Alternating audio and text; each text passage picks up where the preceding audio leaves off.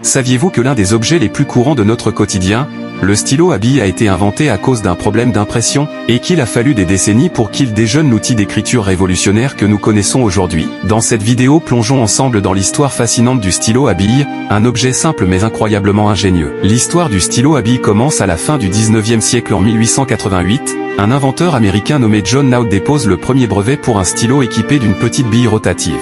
Son idée était simple, créer un outil permettant d'écrire sur les surfaces rugueuses, comme le cuir. Malheureusement, ce stylo était loin d'être pratique pour écrire sur du papier. La technologie de l'époque n'était pas suffisamment avancée pour contrôler correctement l'écoulement de l'encre. Le projet tombe alors dans l'oubli pendant plusieurs décennies. C'est dans les années 1930 que l'histoire prend un nouveau tournant. Un journaliste hongrois nommé László Bíró, frustré par le stylo plume qui fuyait et séchait lentement, décida de trouver une solution. Inspiré par l'encre utilisée dans les journaux, il commence à expérimenter une nouvelle méthode. Avec son frère György, un chimiste, ils mettent au point un stylo avec une bille rotative en métal qui distribue uniformément une encre épaisse et à séchage rapide. En 1938, László Bíró dépose un brevet en Hongrie pour ce qui deviendra le stylo à billes modèle. Cependant, la montée du nazisme en Europe pour Bíró à fuir en Argentine où il perfectionne son invention et de poser un nouveau brevet en 1943. Là-bas, le stylo à billes est surnommé le Bíróm, et non encore utilisé en Argentine aujourd'hui. En 1945, le stylo à billes attire l'attention des forces armées américaines, qui cherchent un outil fiable pour les pilotes en vol. L'encre épaisse et le mécanisme rotatif permet d'écrire même à haute altitude,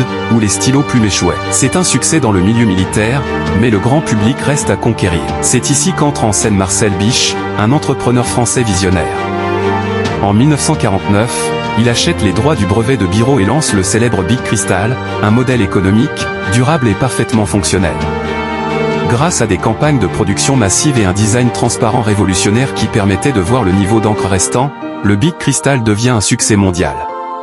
Aujourd'hui, Étu est considéré comme l'un des objets les plus vendus de l'histoire, avec plus de 100 milliards d'unités écoulées. Le stylo à billes n'est pas seulement un outil pratique, il est aussi devenu un symbole culturel.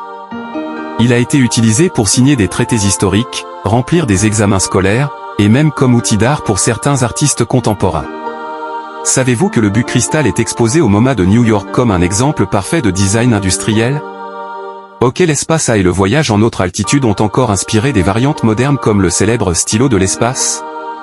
Aujourd'hui, le stylo à billes reste un objet incontournable utilisé par des millions de personnes chaque jour. Derrière son apparente simplicité se cache une histoire de persévérance, d'innovation et de génie technique.